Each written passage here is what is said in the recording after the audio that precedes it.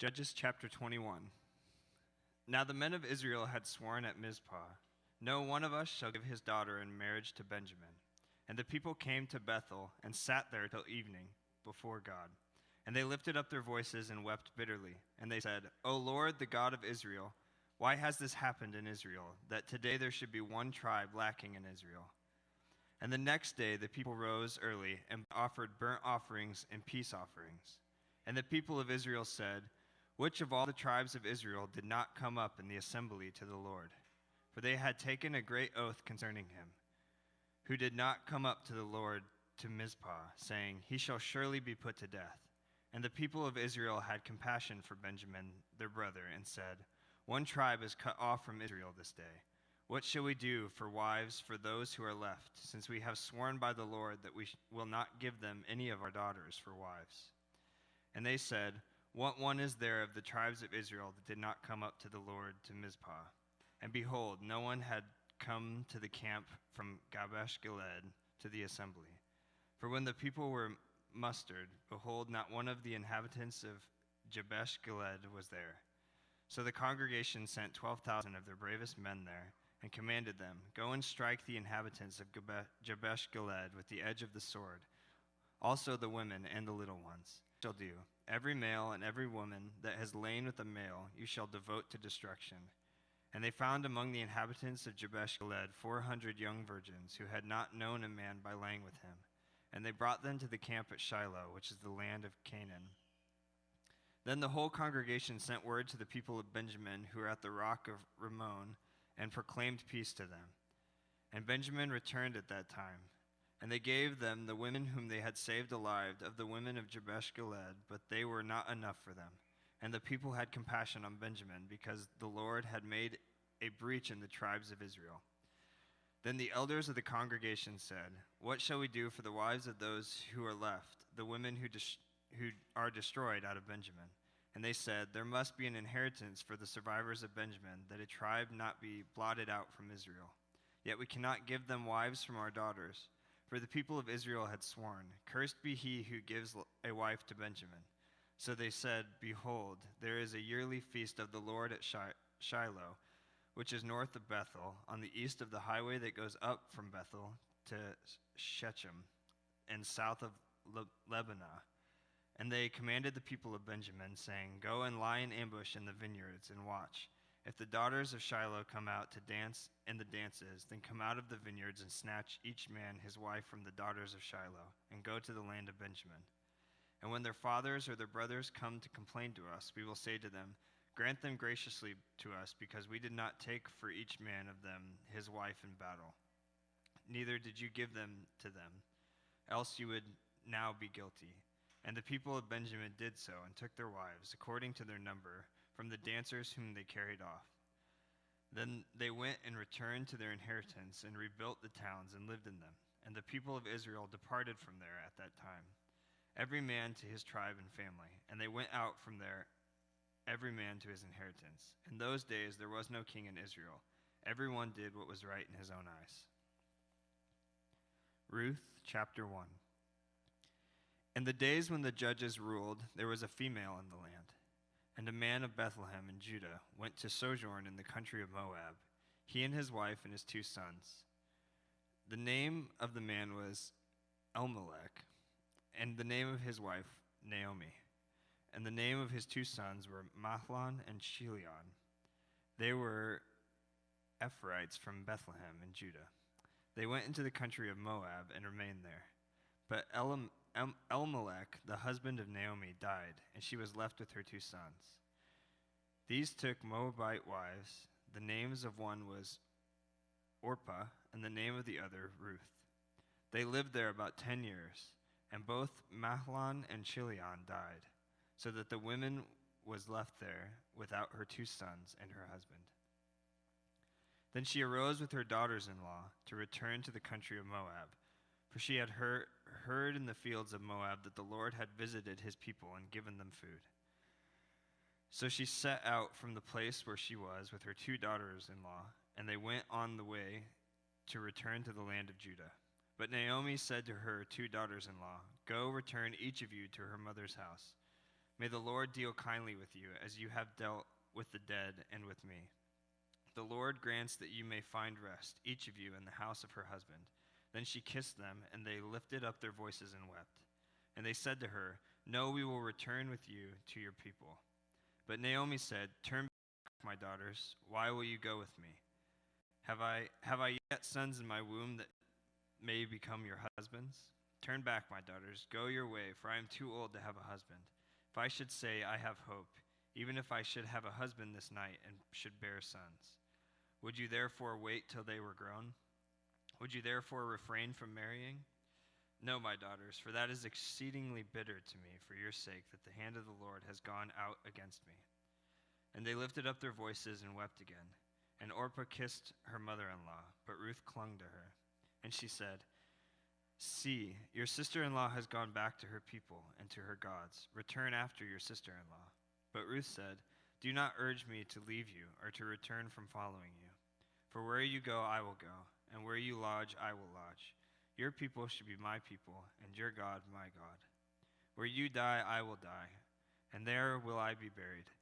May the Lord do so to me, and more also, if anything but death parts me from you." And when Naomi saw that she was determined to go with her, she said no more. So the two of them went on until they came to Bethlehem. And when they came to Bethlehem, the whole town was stirred because of them. And the woman said, "Is this Naomi?" She said to them, "Do not call me Naomi, call me Mara, for the Almighty has dealt very bitterly with me. I went away full, and the Lord has brought me back empty. Why call me Naomi, when the Lord has testified against me, and the Almighty has brought calamity upon me?" So Naomi returned, and Ruth the Moabite, her daughter-in-law, with her, who returned from the country of Moab, and they came to Bethlehem at the beginning of barley harvest. Ruth chapter 2. Now Naomi had a relative of her husband's, a worthy man of the clan of Elimelech, whose name was Boaz. And Ruth the Moabite said to Naomi, "Let me go to the field and glean among the ears of grain after him, in whose sight I shall find favor." And she said to her, "Go, my daughter." So she set out and went and gleaned in the field after the reapers. And she happened to come to the part of the field belonging to Boaz, who was of the clan of Elimelech. And behold, Boaz came from Bethlehem. And he said to the reapers, "The Lord be with you." And they answered, "The Lord bless you."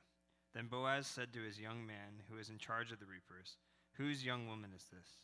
And the servant who was in charge of the reapers answered, "She is the young Moabite woman who came back with Naomi from the country of Moab." She said, "Please let me glean and gather among the sheaves after the reapers." So she came, and she has continued from early morning until now, except for a short rest. Then Boaz said to Ruth, "Now listen, my daughter, do not go to glean in another field or leave this one, but keep close to my young women. Let your eyes be on the field that they are reaping, and go after them. Have I not charged the young men not to touch you? And when you are thirsty, go to the vessels and drink what the young men have drawn." Then she fell on her face, bowing to the ground, and said to him, "Why have I found favor in your eyes, that you should take notice of me, since I am a foreigner?" But Boaz answered her, "All that you have done for your mother-in-law since the death of your husband has been fully told to me, and how you left your father and mother in your native land and came to a people that you did not know before. The Lord repay you for what you have done, and a full reward be given to you by the Lord, the God of Israel, under whose wings you have come to take refuge." Then she said, "I have found favor in your eyes, my lord, for you have comforted me and spoken kindly to your servant, though I am not one of your servants." And at mealtime Boaz said to her, "Come here and eat some bread and dip your morsel in the wine." So she sat beside the reapers, and he passed to her roasted grain, and she ate until she was satisfied, and she had some left over. When she rose to glean, Boaz instructed his young men, saying, "Let her glean even among the sheaves, and do not reproach her. And also pull out some from the bundles of her, and leave it for her to glean, and do not rebuke her." So she gleaned in the field until evening. Then she beat out what she had gleaned, and it was about an ephah of barley. And she took it up and went into the city. Her mother-in-law saw what she had gleaned. She also brought out and gave her what food she had left over after being satisfied. And her mother-in-law said to her, "Where did you glean today, and where have you worked?" Blessed be the man who took notice of you." So she told her mother-in-law with whom she had worked with and said, the man's name with whom I worked today is Boaz. And Naomi said to her daughter-in-law, "May he be blessed by the Lord, whose kindness has not forsaken the living or the dead." Naomi also said to her, "The man is a close relative of ours, one of our redeemers." And Ruth the Moabite said, Besides, he said to me, "You shall keep close to my young men until they have finished all my harvest." And Naomi said to Ruth, her daughter-in-law, "It is good, my daughter, that you go out with his young women, lest in another field you be assaulted." So she kept close to the young women of Boaz, gleaning until the end of the barley and wheat harvest, and she lived with her mother-in-law. Ruth chapter 3. Then Naomi, her mother-in-law, said to her, "My daughter, should I not seek rest for you, that it may be well with you? Is not Boaz our relative, with whose young men you were? See, he is winnowing barley tonight at the threshing floor. Wash, therefore, and anoint yourself, and put on your cloak, and go down to the threshing floor. But do not make yourself known to the man until he has finished eating and drinking. But when he lies down, observe the place where he lies. Then go and uncover his feet and lie down, and he will tell you what to do." And she replied, "All that you say I will do." So she went down to the threshing floor and did just as her mother-in-law had commanded her. And when Boaz had eaten and drunk, and his heart was merry, he went to lie down at the end of the heap of grain. Then she came softly and uncovered his feet and lay down. At midnight the man was startled and turned over, and behold, a woman lay at his feet. He said, "Who are you?" And she answered, "I am Ruth, your servant. Spread your wings over your servant, for you are a redeemer." And he said, "May you be blessed by the Lord, my daughter. You have made this last kindness greater than the first, and that you have not gone after young men, whether poor or rich. And now, my daughter, do not fear. I will do for you all that you ask, for all my fellow townsmen know that you are a worthy woman. And now it is true that I am a redeemer. Yet there is a redeemer nearer than I. Remain tonight, and in the morning, if he will redeem you, good, let him do it. But if he is not willing to redeem you, then as the Lord lives, I will redeem you. Lie down until the morning." So she lay at his feet until the morning, but arose before one could recognize another. And he said, "Let it not be known that the woman came to the threshing floor." And he said, "Bring the garment you are wearing and hold it out." So she held it, and he measured it out 6 measures of barley, and put it on her. Then she went into the city, and when she came to her mother-in-law, she said, "How did you fare, my daughter?" Then she told her all that the man had done for her, saying, "These 6 measures of barley he gave to me, for he said to me, 'You must not go back empty-handed to your mother-in-law.'" And she replied, "Wait, my daughter, until you learn how the matter turns out, for the man will not rest, but will settle the matter today." Ruth chapter 4. Now Boaz had gone up to the gate and sat down there, and behold, the Redeemer, of whom Boaz had spoken, came by. So Boaz said, "Turn aside, friend, sit down here." And he turned aside and sat down. And he took 10 men of the elders of the city and said, "Sit down here." So they sat down. Then he said to the Redeemer, "Naomi, who has come back from the country of Moab, is selling the parcel of land that belonged to our relatives Elimelech. So I thought I would tell you of it and say, buy it in the presence of those sitting here and in the presence of the elders of my people. If you will redeem it, redeem it. But if you will not, tell me, that I may know, for there is no one besides you to redeem it, and I come after you." And he said, "I will redeem it." Then Boaz said, "The day you buy the field from the hand of Naomi, you will also acquire Ruth the Moabite, the widow of the dead, in order to perpetuate the name of the dead in his inheritance." Then the Redeemer said, "I cannot redeem it for myself, lest I impair my own inheritance. Take my right of redemption yourself, for I cannot redeem it." Now this was the custom in former times in Israel, concerning redeeming and exchanging, to confirm a transaction, the one due of his sandal, and give it to the other. And this was the manner of attesting in Israel. So when the Redeemer said to Boaz, "Buy it for yourself," he drew off his sandal. Then Boaz said to the elders and all the people, are witnesses this day that I have brought from the hand of Naomi all that belonged to Elimelech, and all that belonged to Chilion and Mahlon. Also Ruth the Moabite, the widow of Mahlon, I have bought to be my wife, to perpetuate the name of the dead in his inheritance, that the name of the dead may not be cut off from among his brothers and from the gate of his native place. You are witnesses this day. Then all the people who were at the gate and the elders said, We are witnesses. May the Lord make the woman who is coming into your house like Rachel and Leah, who together built up the house of Israel. May you act worthily in Ephratah and be renowned in Bethlehem. And may your house be like the house of Perez, whom Tamar bore to Judah, because of the offspring that the Lord will give you by this young woman. So Boaz took Ruth, and she became his wife. And he went into her, and the Lord gave her conception, and she bore a son. Then the woman said to Naomi, Blessed be the Lord, who has not left you this day without a redeemer, and may his name be renowned in Israel. He shall be to you a restorer of life and a nourisher of your old age. For your daughters-in-law who love you, who is more to you than 7 sons, has given birth to him. Then Naomi took the child and laid him on her lap, and became his nurse. And the woman of the neighbor gave him a name, saying, A son has been born to Naomi. And they named him Obed. He was the father of Jesse, the father of David. Now these are the generations of Perez. Perez fathered Hezron. Hezron fathered Ram. Ram fathered Amminadab. Amminadab fathered Nahshon. Nahshon fathered Salmon. Salmon fathered Boaz. Boaz fathered Obed. Obed fathered Jesse, and Jesse fathered David. 1 Samuel chapter 1. There was a certain man of Ramathaim Zophim, of the hill country of Ephraim, whose name was Elkanah, the son of Jeroham, son of Elihu, son of Tohu, son of Zuph, an Ephraite. He had 2 wives. The name of the one was Hannah. The name of the other was Peninnah. And Peninnah had children, but Hannah had no children. Now this man used to go up year by year from his city to worship and to sacrifice to the Lord of hosts at Shiloh. There were 2 sons of Eli, Hophni and Phinehas, were priests of the Lord.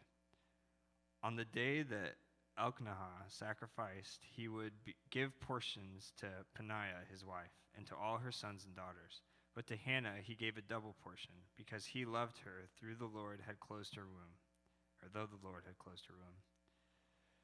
And her rival used to provoke her grievously to irritate her, because the Lord had closed her womb. So it went on year by year. As often as she went up to the house of the Lord, she used to provoke her. Therefore Hannah wept and would not eat. And Elkanah, her husband, said to her, Hannah, why do you weep? And why do you not eat? And why is your heart sad? Am I not more to you than 10 sons? After they had eaten and drunk in Shiloh, Hannah rose. And Eli the priest was sitting on the seat beside the doorpost of the temple of the Lord. She was deeply distressed and prayed to the Lord and wept bitterly.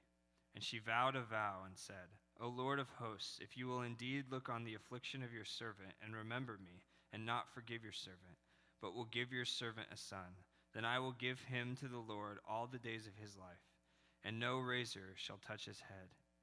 As she continued praying before the Lord, Eli observed her mouth. Hannah was speaking in her heart, only her lips moved, and her voice was not heard. Therefore Eli took her to be a drunken woman. And Eli said to her, How long will you go on being drunk? Put your wine away from you. But Hannah answered, No, my lord, I am a woman troubled in spirit. I have drunk neither wine nor strong drink, but I have been pouring out my soul before the Lord. Do not regard your servant as a worthless woman, for all along I have been speaking out of my great anxiety and vexation. Then Eli answered, Go in peace, and the God of Israel grant your petition that you have made to him. And she said, Let your servant find favor in your eyes. Then the woman went her way and ate, and her face was no longer sad. They rose early in the morning and worshipped before the Lord. Then they went back to their house at Ramah, and Elkanah knew Hannah his wife, and the Lord remembered her, And in due time Hannah conceived and bore a son, and she called his name Samuel, for she said, I have asked for him from the Lord. The man Elkanah had all his house went up to offer the Lord the yearly sacrifice and to pay his vow. But Hannah did not go up, for she said to her husband, As soon as the child is weaned, I will bring him, so that they may appear in the presence of the Lord and dwell there forever. Elkanah, her husband, said to her, Do what seems best to you. Wait until you have weaned him. Only may the Lord establish his word. So the woman remained and nursed her son until she weaned him. And when she had weaned him, she took him up with her along with a 3-year-old bull, an ephah of flour, and a skin of wine. And she brought him to the house of the Lord at Shiloh. And the child was young.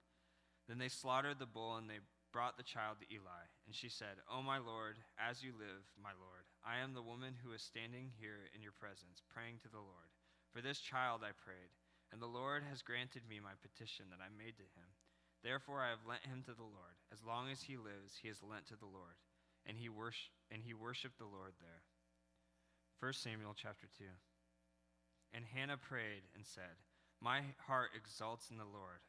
My horn is exalted in the Lord. My mouth derides my enemies, because I rejoice in your salvation. There is none holy like the Lord. There is no one besides you, and there is no rock like our God. Talk no more so very proudly. Let not arrogance come from your mouth. For the Lord is a God of knowledge, and by him actions are weighed. The bows of the mighty are broken, but the feeble bind on strength.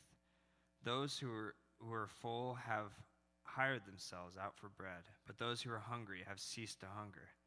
The barren has borne 7, but she who has many children is forlorn. The Lord kills and brings to life. He brings down the sheol and raises up. The Lord makes the poor and makes the rich. He brings low and he exalts. He raises up the poor from the dust. He lifts the needy from the ash heap, to make them sit with princes and inherit a seat of honor. For the pillars of each are the Lord's, and on them he has set the world. He will guard the feet of his faithful ones, but the wicked shall be cut off in darkness. For not by might shall a man prevail. The adversaries of the Lord shall be broken to pieces. Against them he will thunder in heaven. The Lord will judge the ends of the earth. He will give strength to his king and exalt the horn of his anointed. Then Elkanah went home to Ramah, and the boy was ministering to the Lord in the presence of Eli the priest. Now the sons of Eli were worthless men. They did not know the Lord. The custom of the priest with the people was that when any man offers sacrifice, the priest's servant would come, while the meat was boiling, with a 3-pronged fork in his hand, and he would thrust it into the pan or kettle or cauldron or pot. All that the fork brought up the priest would take for himself. This is what they did at Shiloh to all the Israelites who came there. Moreover, before the fat was burned, the priest's servant would come and say to the man who was sacrificing, Give meat for the priest to roast, for he will not accept boiled meat from you, but only raw. And if the man said to him, Let them burn the fat first, and then take as much as you wish, he would say, No, you must give it now, and if not, I will take it by force. Thus the sin of the young men was very great in the sight of the Lord, for the men treated the offering of the Lord with contempt. Samuel was ministering before the Lord, a boy clothed with a linen ephod, and his mother used to make for him a little robe and take it to him each year when she went up with her husband to offer the yearly sacrifice. Then Eli would bless Elkanah and his wife and say, May the Lord give you children by this woman, for the petition she asked of the Lord. So then they would return to their home. Indeed, the Lord visited Hannah, and she conceived, and bore 3 sons and 2 daughters. And the boy Samuel grew in the presence of the Lord. Now Eli was very old, and he kept hearing all that his sons were doing to all Israel, and how they lay with the women who were serving at the entrance of the tent of meeting. And he said to them, Why do you do such things? For I hear of your evil dealings from all these people. No, my sons, it is no good report that I hear from the people of the Lord's spreading abroad. If someone sins against a man, God will mediate for him, But if someone sins against the Lord, who can intercede for him?" But they would not listen to the voice of their father, for it was the will of the Lord to put them to death.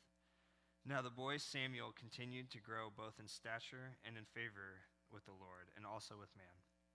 And there came a man of God to Eli, and said to him, "Thus says the Lord, did I indeed reveal myself to the house of your father when they were in Egypt, subject to the house of Pharaoh? Did I choose him out of all the tribes of Israel to be my priest, to go up to my altar, to burn incense, to wear an ephod for me? I gave to the house of your father all my offerings by fire from the people of Israel. Why then do you scorn my sacrifices and my offerings that I commanded for my dwelling, and your honor and your sons above me by fattening yourselves on the choicest parts of every offering of my people Israel? Therefore the Lord, the God of Israel, declares, I promised that your house and the house of your fathers should go in and out before me forever. But now the Lord declares, far be it from me, for those who honor me I will honor, and those who despise me shall be lightly esteemed. Behold, the days are coming when I will cut off your strength and the strength of your father's house, so that there will not be an old man in your house. Then in distress you will look with envious eye on all the prosperity that shall be bestowed on Israel, and there shall not be an old man in your house forever. The only one of you whom I shall not cut off from my altar shall be spared to weep his eyes out to grieve his heart, and all the descendants of your house shall die by the sword of men. And this that shall come upon your two sons, Hophni and Phinehas, shall be the sign to you. Both of them shall die on the same day, and I will raise up for myself a faithful priest, who shall do according to what is in my heart and in my mind. And I will build him a sure house, and he shall go in and out before my anointed forever.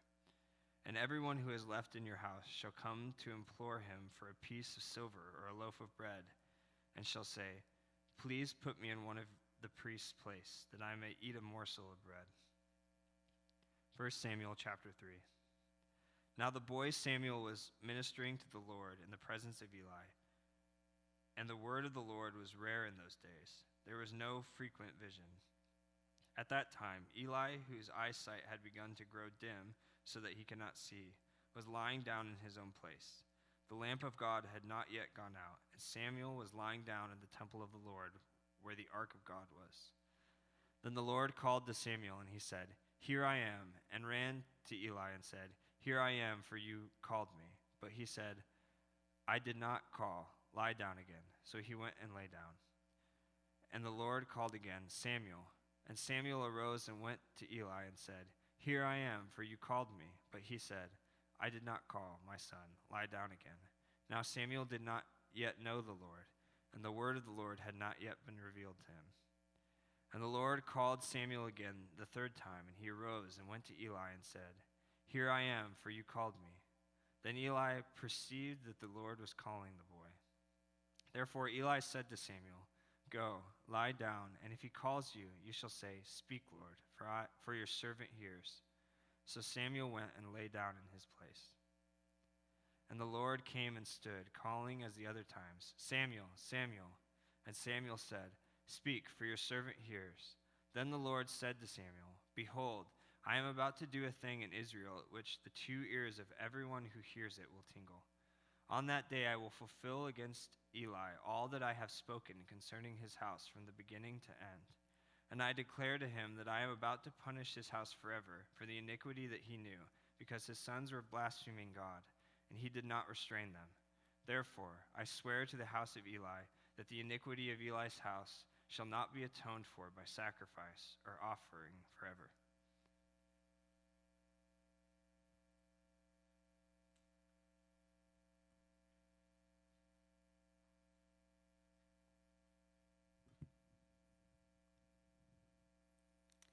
Samuel lay until morning. Then he opened the doors of the house of the Lord, and Samuel was afraid to tell the vision to Eli. But Eli called Samuel and said, Samuel, my son. And he said, Here I am. And Eli said, What is it that he told you? Do not hide it from me. May God do so to you, and more also if you hide anything from me of all that he told you. So Samuel told him everything and hid nothing from him. And he said, It is the Lord. Let him do what seems good to him. And Samuel grew, and the Lord was with him, and let none of his words fall to the ground. And all Israel from Dan to Beersheba knew that Samuel was established as a prophet of the Lord. And the Lord appeared again at Shiloh, for the Lord revealed himself to Samuel at Shiloh by the word of the Lord. 1 Samuel chapter 4. And the word of Samuel came to all Israel. Now Israel went out to battle against the Philistines. They encamped at Ebenezer, and the Philistines encamped at Ephek. The Philistines drew up in line against Israel, and when the battle spread, Israel was defeated before the Philistines, who killed about 4,000 men on the field of battle. And when the people came to the camp, the elders of Israel said, "Why has the Lord defeated us today before the Philistines? Let us bring the ark of the covenant of the Lord here from Shiloh, that it may come among us and save us from the power of our enemies." So the people sent to Shiloh and brought from there the ark of the covenant of the Lord of hosts, who is enthroned on the cherubim. And the two sons of Eli, Hophni and Phinehas, were there with the ark of the covenant of God.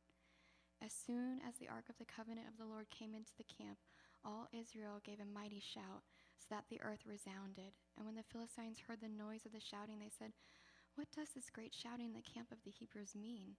And when they learned that the ark of the Lord had come to the camp, the Philistines were afraid, for they said, "A god has come into the camp."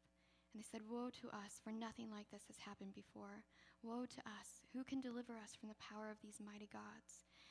These are the gods who struck the Egyptians with every sort of plague in the wilderness.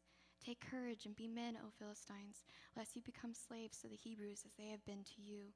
Be men and fight." So the Philistines fought, and Israel was defeated, and they fled, every man to his home.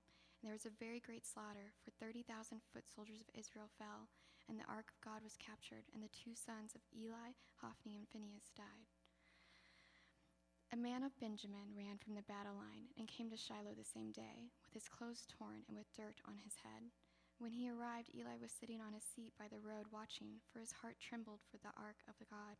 And when the man came into the city and told the news, all the city cried out. When Eli heard the sound of the outcry, he said, "What is this uproar?" Then the man hurried and came and told Eli. Now Eli was 98 years old, and his eyes were set so that he could not see. And the man said to Eli, "I am he who has come from the battle. I fled from the battle today." And he said, "How did it go, my son?" He who brought the news answered and said, "Israel has fled before the Philistines, and there has also been a great defeat among the people. Your two sons also, Hophni and Phinehas, are dead, and the ark of God has been captured." As soon as he mentioned the ark of God, Eli fell over backward from his seat by the side of the gate, and his neck was broken, and he died. For the man was old and heavy. He had judged Israel 40 years. Now his daughter-in-law, the wife of Phinehas, was pregnant, about to give birth. And when she heard the news that the ark of God was captured, and that her father-in-law and her husband were dead, she bowed and gave birth, for her pains came upon her. And about the time of her death, the woman attending her said to her, "Do not be afraid, for you have borne a son." But she did not answer or pay attention. And she named the child Ichabod, saying, "The glory has departed from Israel, because the ark of God had been captured, and because her father-in-law and her husband." And she said, "The glory has departed from Israel, for the ark of God has been captured." 1 Samuel chapter 5. When the Philistines captured the ark of God, they brought it from Ebenezer to Ashdod. Then the Philistines took the ark of God and brought it into the house of Dagon and set it up beside Dagon. And when the people of Ashdod rose early the next day, behold, Dagon had fallen face downward on the ground before the ark of the Lord. So they took Dagon and put him back in his place. But when they rose early on the next morning, behold, Dagon had fallen face downward on the ground before the ark of the Lord, and the head of Dagon and both his hands were lying cut off on the threshold. Only the trunk of Dagon was left to him. This is why the priests of Dagon and all who enter the house of Dagon do not tread on the threshold of Dagon and Ashdod to this day. The hand of the Lord was heavy against the people of Ashdod, and he terrified and afflicted them with tumors, both Ashdod and its territory. And when the men of Ashdod saw how things were, they said, "The ark of the God of Israel must not remain with us, for his hand is hard against us and against Dagon our God." So they sent and gathered together all the lords of the Philistines and said, "What shall we do with the ark of the God of Israel?" They answered, "Let the ark of the God of Israel be brought around to Gath." So they brought the ark of the God of Israel there. But after they had brought it around, the hand of the Lord was against the city, causing a very great panic. And he afflicted the men of the city, both young and old, so that tumors broke out on them. So they sent the ark of God to Ekron. But as soon as the ark of God came to Ekron, the people of Ekron cried out, "They have brought around to us the ark of God of Israel to kill us and our people." They sent therefore and gathered together all the lords of the Philistines and said, "Send away the ark of the God of Israel, and let it return to its own place, that it may not kill us and our people." For there was a deathly panic throughout the whole city. The hand of God was very heavy there. The men who did not die were struck with tumors, and the cry of the city went up to heaven. 1 Samuel chapter 6. The ark of the Lord was in the country of the Philistines 7 months, and the Philistines called for the priest and the diviners and said, "What shall we do with the ark of the Lord? Tell us, with what shall we send it to its place?" They said, "If you send away the ark of the God of Israel, do not send it empty, but by all means return him a guilt offering. Then you will be healed, and it will be known to you why his hand does not turn away from you." And they said, "What is the guilt offering that we shall return to him?" They answered, 5 golden tumors and 5 golden mice, according to the number of the lords of the Philistines. For the same plague was on all of you and on your lords. So you must make images of your tumors and images of your mice that ravage the land, and give glory to the God of Israel. Perhaps he will lighten his hand from off you and your gods in your land. Why should you harden your hearts, as the Egyptians and Pharaoh hardened their hearts? After he had dealt severely with them, did they not send the people away, and they departed?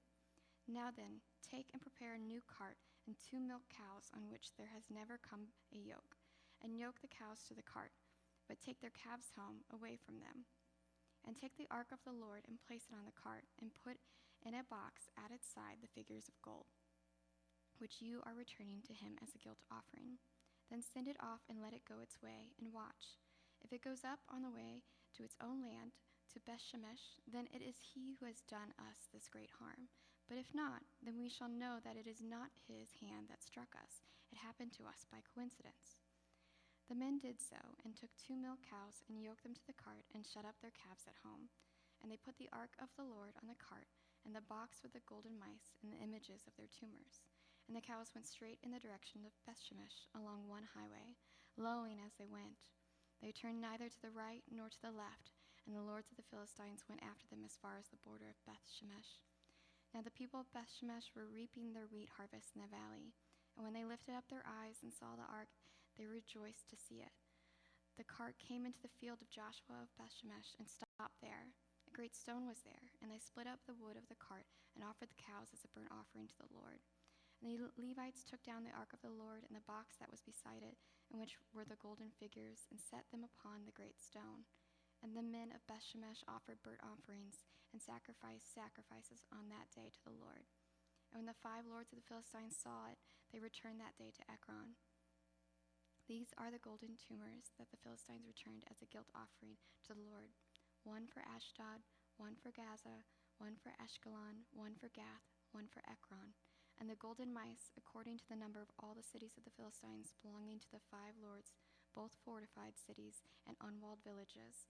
The great stone beside which they set down the ark of the Lord is a witness to this day in the field of Joshua of Bethshemesh.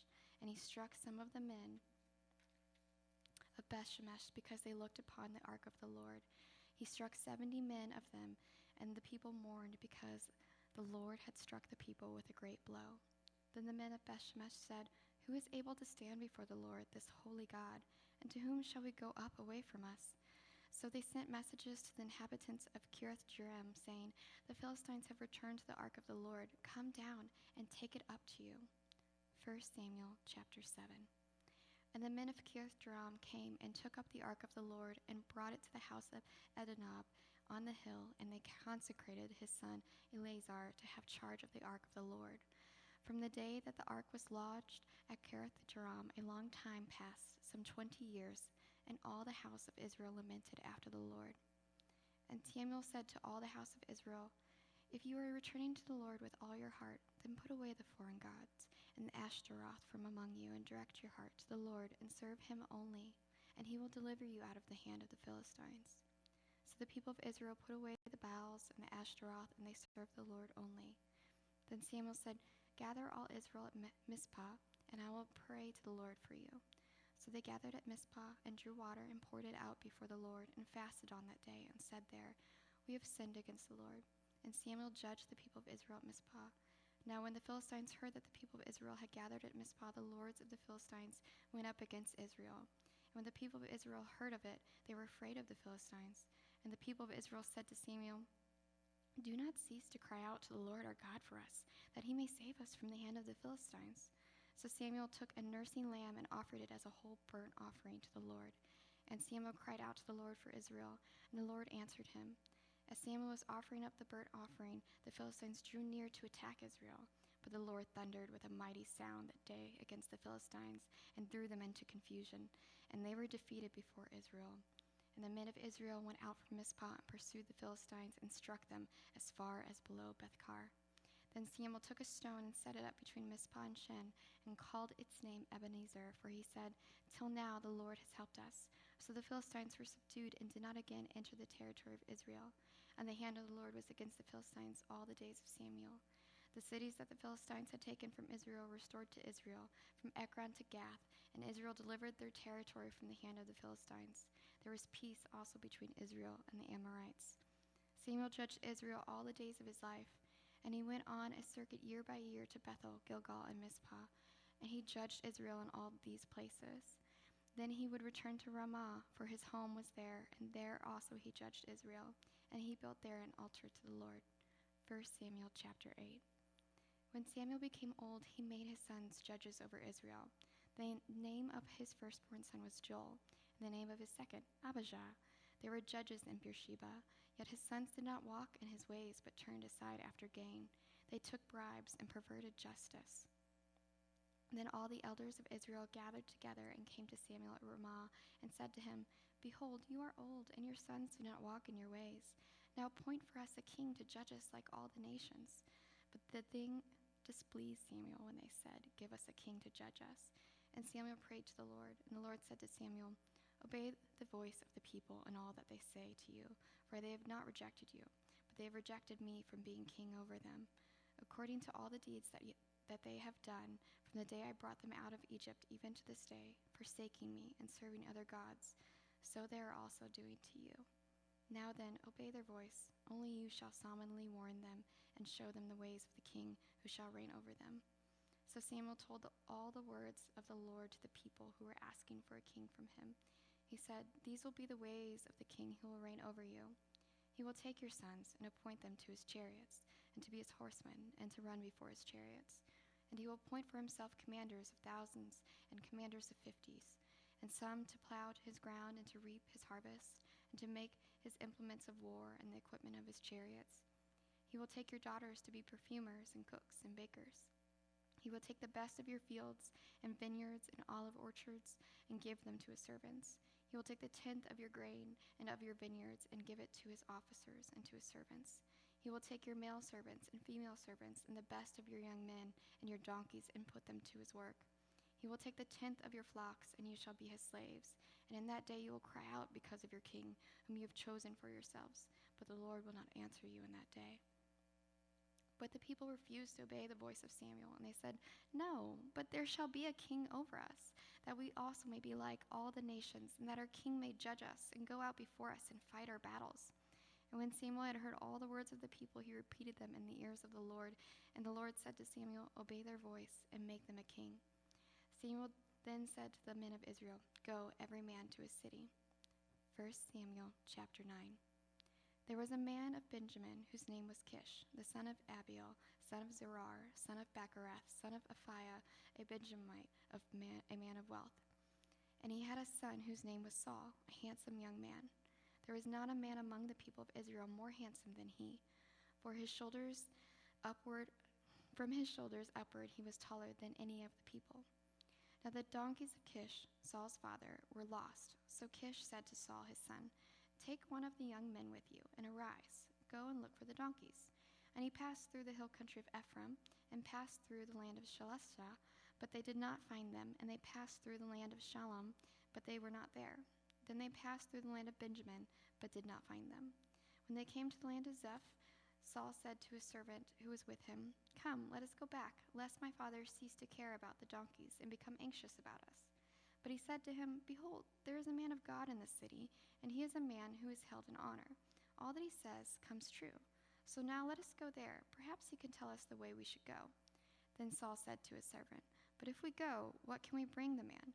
For the bread in our sacks is gone, and there is no present to bring the man of God. What do we have?"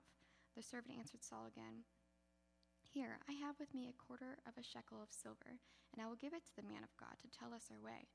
Formerly in Israel, when a man went to inquire of God, he said, "Come, let us go to the seer," for today's prophet was formerly called a seer.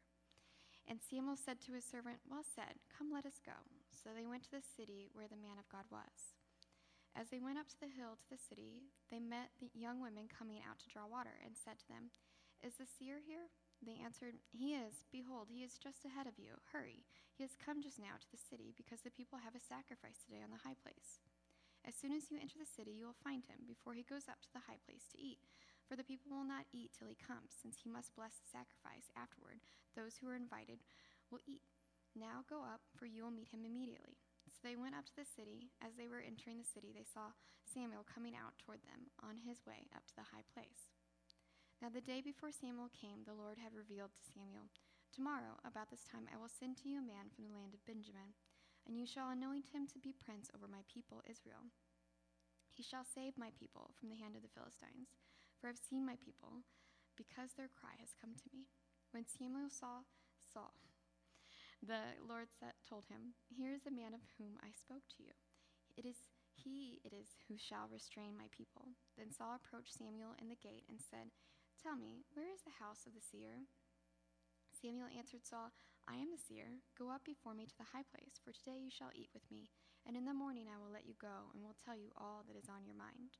As for the donkeys that were lost 3 days ago, do not set your mind on them, for they have been found. And for whom is all that is desirable in Israel? Is it not for you and for all your father's house?" Saul answered, "Am I not a Benjaminite, from the least of the tribes of Israel? And is not my clan the humblest of all the clans of the tribe of Benjamin? Why then have you spoken to me in this way?" Then Samuel took Saul and his young man and brought them into the hall, and gave them a place at the head of those who had been invited, who were about 30 persons. And Samuel said to the cook, "Bring the portion I gave you, of which I said to you, put it aside." So the cook took upon the leg and what was on it, and set them before Saul. And Samuel said, "See, what was kept is set before you. Eat, because it was kept for you until the hour appointed, that you might eat with the guest." So Saul ate with Samuel that day. And when they came down from the high place into the city, a bed was spread for Saul on the roof, and he laid down to sleep. Then at the break of dawn, Samuel said to Saul on the roof, "Up, that I may send you on your way." So Saul arose, and both he and Samuel went out into the street. And as they were going down to the outskirts of the city, Samuel said to Saul, "Tell the servant to pass on before us. And when he has passed on, stop here yourself for a while, that I may make known to you the word of God." 1 Samuel chapter 10. Then Samuel took a flask of oil and poured it on his head, and kissed him, and said, "Has not the Lord anointed you to be prince over his people of Israel? And you shall reign over the people of the Lord, and you will save them from the hand of their surrounding enemies. And this shall be the sign to you that the Lord has anointed you to be prince over his heritage. When you depart from me today, you will meet 2 men by Rachel's tomb in the territory of Benjamin at Zelzah, and they will say to you, 'The donkeys that you went to seek are found, and now your father has ceased to care about the donkeys, and is anxious about you, saying, What shall I do about my son?' Then you shall go on from there farther and come to the oak of Tabar. 3 men going up to God at Bethel will meet you there, one carrying 3 young goats, another carrying 3 loaves of bread, another carrying a skin of wine. And they will greet you and give you 2 loaves of bread, which you shall accept from their hand.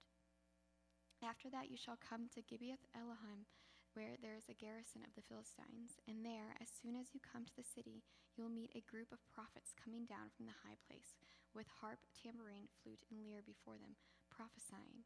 Then the Spirit of the Lord will rush upon you, and you will prophesy with them and be turned into another man. Now when these signs meet you, do what your hand finds to do, for God is with you. Then go down before me to Gilgal, and behold, I am coming down to you to offer burnt offerings and to sacrifice peace offerings. 7 days you shall wait until I come to you and show you what you shall do." When he turned his back to leave Samuel, God gave him another heart, and all these signs came to pass that day. When they came to Gibeah, behold, a group of prophets met him, and the Spirit of God rushed upon him, and he prophesied among them. And when all who knew him previously saw how he prophesied with the prophets, the people said to one another, "What has come over the son of Kish? Is Saul also among the prophets?" And a man of the place answered, "And who is their father?" Therefore it became a proverb, "Is Saul also among the prophets?" When he had finished prophesying, he came to the high place. Saul's uncle said to him and to his servant, "Where did you go?" And he said, "To seek the donkeys. And when we saw they were not to be found, we went to Samuel." And Saul's uncle said, "Please tell me what Samuel said to you." And Saul said to his uncle, "He told us plainly that the donkeys had been found. But about the matter of the kingdom of which Samuel had spoken, he did not tell him anything." Now Samuel called the people together to the Lord of Mizpah, and he said to the people of Israel, "Thus says the Lord, the God of Israel, I brought up Israel out of Egypt, and I delivered you from the hand of the Egyptians and from the hand of all the kingdoms that were oppressing you. But today you have rejected your God, who saves you from all your calamities and your distress, and you have said to him, 'Set a king over us.' Now therefore present yourselves before the Lord by your tribes and by your thousands." Then Samuel brought all the tribes of Israel near, and the tribe of Benjamin was taken by lot. He brought the tribe of Benjamin near by its clans, and the clan of the Matrites was taken by lot, and Saul the son of Kish was taken by lot. But when they sought him, he could not be found. So they inquired again of Israel, "Is there a man still to come?" And the Lord said, "Behold, he has hidden himself among the baggage." Then they ran and took him from there, and when he stood among the people, he was taller than any of the people from his shoulders upward. And Samuel said to all the people, "Do you see him whom the Lord has chosen? There is none like him among all the people." And all the people shouted, "Long live the king!" Then Samuel told the people the rights and duties of the kingship, and he wrote them in a book and laid it up before the Lord. Then Samuel sent all the people away, each one to his home. Saul also went to his home at Gibeah, and with him went men of valor, whose hearts God had touched. But some worthless fellows said, "How can this man save us?" And they despised him and brought him no present, but he held his peace. 1 Samuel chapter 11. Then Nahash the Ammonite went up and besieged Jabesh Gilead, and all the men of Jabesh said to Nahash, "Make a treaty with us, and we will serve you." But Nahash the Ammonite said to them, "On this condition I will make a treaty with you, that I gouge out all your right eyes, and thus bring disgrace on all Israel." The elders of Jabesh said to him, "Give us 7 days respite, that we may send messengers through all the territory of Israel. Then, if there is no one to save us, we will give ourselves up to you." When the messengers came to Gibeah of Saul, they reported the matter in the ears of the people, and all the people wept aloud. Now behold, Saul was coming from the field behind the oxen, and Saul said, "What is wrong with the people, that they are weeping?" So they told him the news of the men of Jabesh. And the Spirit of God rushed upon Saul when he heard these words, and his anger was greatly kindled. He took a yoke of oxen and cut them in pieces, and sent them throughout all the territory of Israel by the hand of the messengers, saying, "Whoever does not come out after Saul and Samuel, so shall it be done to his oxen." Then the dread of the Lord fell upon the people, and they came out as one man. When he mustered them at Bezek, the people of Israel were 300,000, and the men of Judah 30,000. And they said to the messengers who had come, "Thus shall you say to the men of Jabesh Gilead, Tomorrow by the time the sun is hot you shall have salvation." When the messengers came and told the men of Jabesh, they were glad. Therefore the men of Jabesh said, "Tomorrow we will give ourselves up to you, and you may do to us whatever seems good to you." And the next day Saul put the people in 3 companies, and they came into the midst of the camp in the morning watch, and struck down the Ammonites until the heat of the day. And those who survived were scattered, so that no 2 of them were left together. Then the people said to Samuel, "Who is it that said, 'Shall Saul reign over us?' Bring the men, that we may put them to death." But Saul said, "Not a man shall be put to death this day, for today the Lord has worked salvation in Israel." Then Samuel said to the people, "Come, let us go to Gilgal, and there renew the kingdom." So all the people went to Gilgal, and there they made Saul king before the Lord in Gilgal.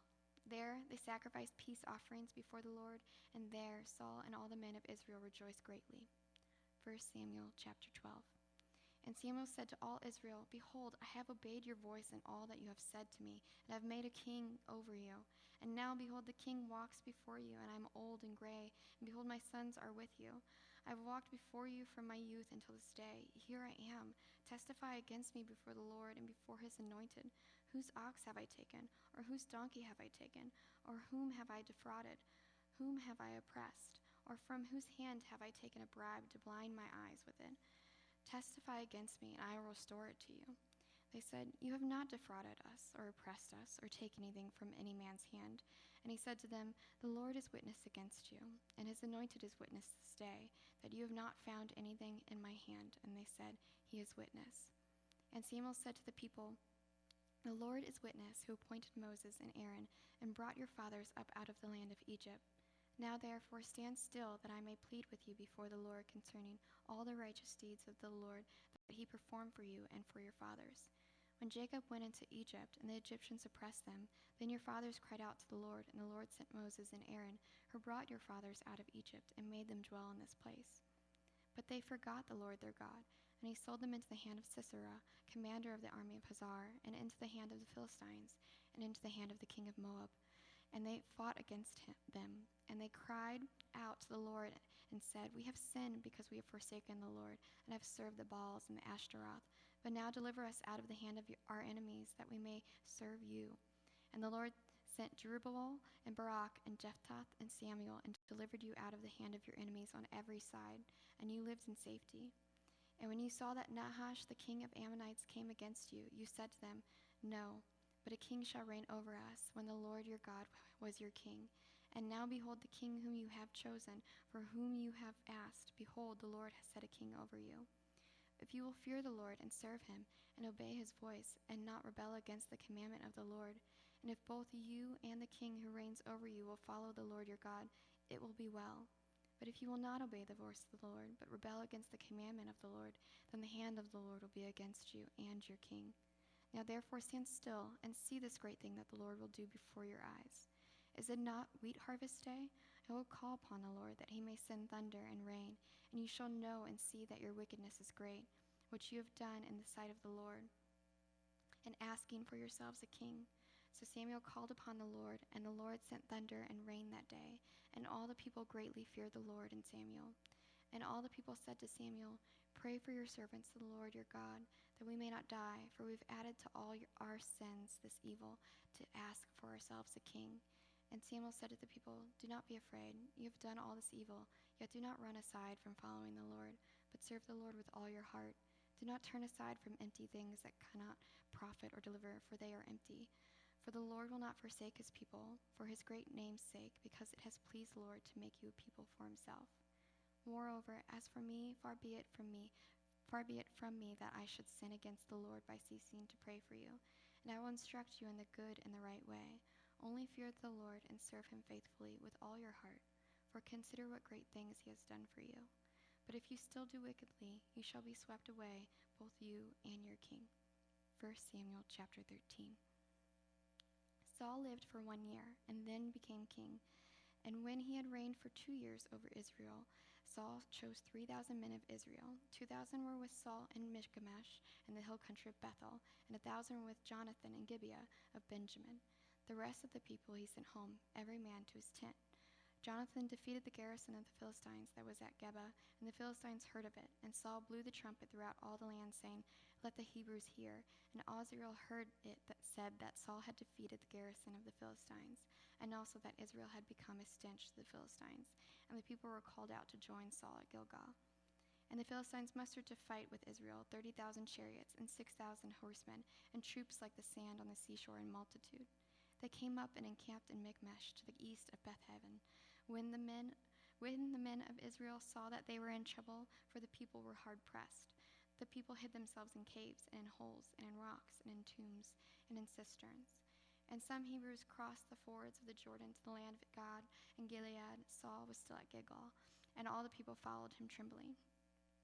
He waited 7 days, the time appointed by Samuel.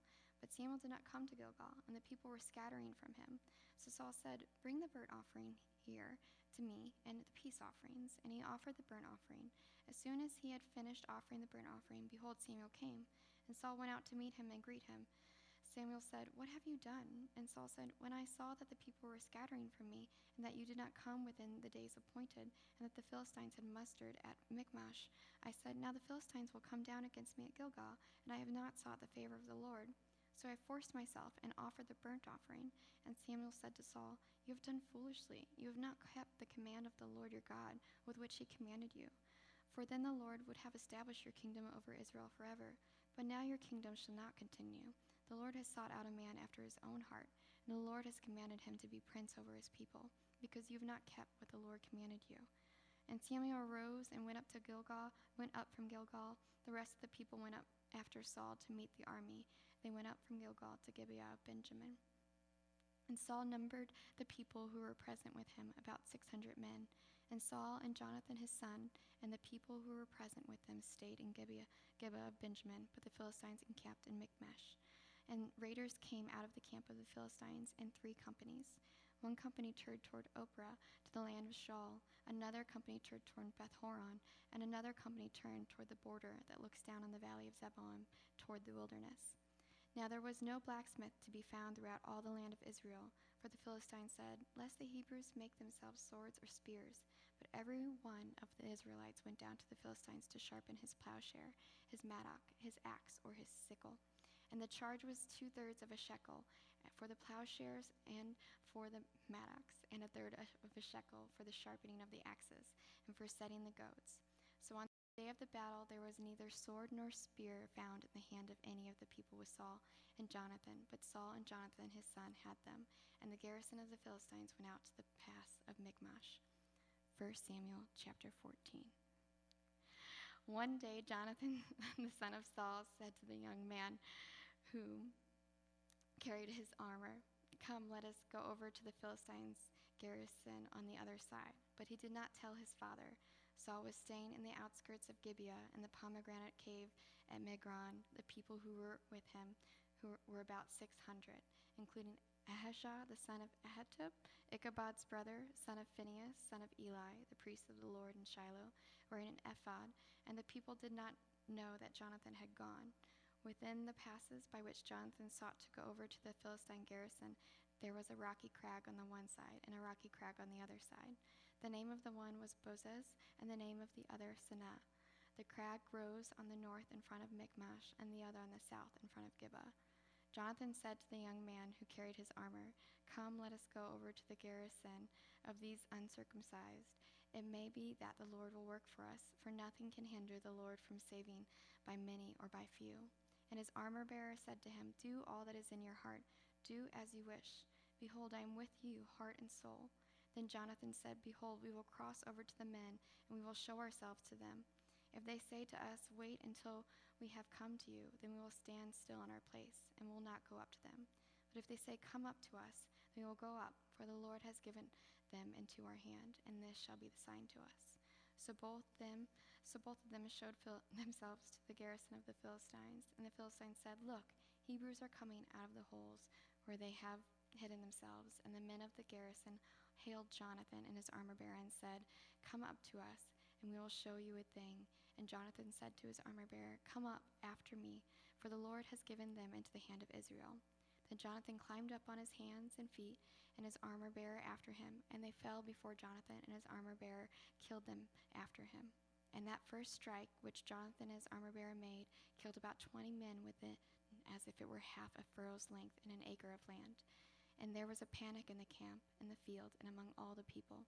The garrison and even the raiders trembled. The earth quaked, and it became a very great panic. And the watchmen of Saul in Gibeah of Benjamin looked, and behold, the multitude was dispersing here and there. Then Saul said to the people who were with him, "Count and see who has gone from us."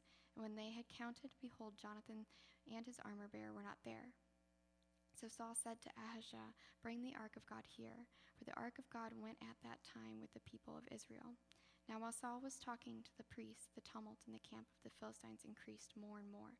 So Saul said to the priests, "Withdraw your hand." Then Saul and all the people who were with him rallied and went into battle. And behold, every Philistine sword was against his fellow, and there was a very great confusion. Now the Hebrews who had been with the Philistines before that time, and who had gone up with them into the camp, even they also turned to be with the Israelites who were with Saul and Jonathan. Likewise, when all the men of Israel who had hidden themselves in the hill country of Ephraim heard that the Philistines were fleeing, they too followed hard after them in the battle. So the Lord saved Israel that day, and the battle passed beyond Bethaven.